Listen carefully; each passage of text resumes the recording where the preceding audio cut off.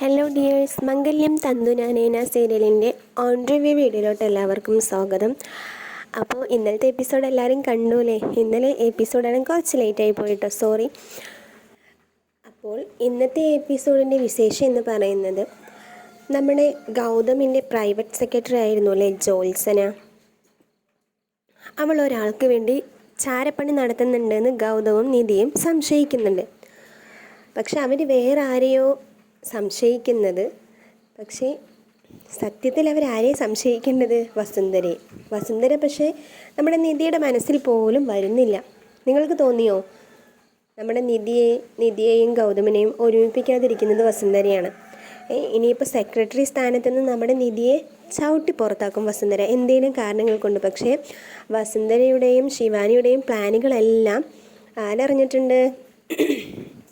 യാമിനി അറിഞ്ഞിട്ടുണ്ട്. യാമിനി അത് പാറുവിൻ്റെ അടുത്ത് പോയി പറഞ്ഞിട്ടുണ്ട്. അപ്പോൾ എന്തായാലും ഇന്ന് വൈകുന്നേരത്തെ എപ്പിസോഡിൽ വീട്ടിൽ വരും. നിധിയും ഗൗതമും വീട്ടിൽ വന്നു കഴിഞ്ഞിട്ട് പാറുവും അതേപോലെ യാമിനിയും ഈ കാര്യങ്ങളെല്ലാം സംസാരിക്കും.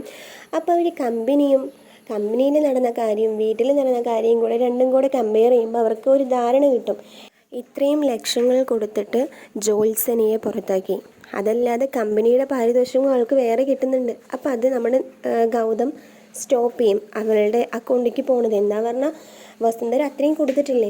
അപ്പോൾ എല്ലാം കൂടെ കണക്ക് കൂട്ടിയിട്ട് അവരിന്നൊരു തീരുമാനം എടുക്കും. ഇതിൻ്റെ പിന്നാലെ വസുന്ധരയാണ് എന്നുള്ളതിന് ചെറിയൊരു സൂചന കിട്ടുമെങ്കിലും വസുന്ധര അതിൽ നിന്നെല്ലാം ഒഴിഞ്ഞു മാറും.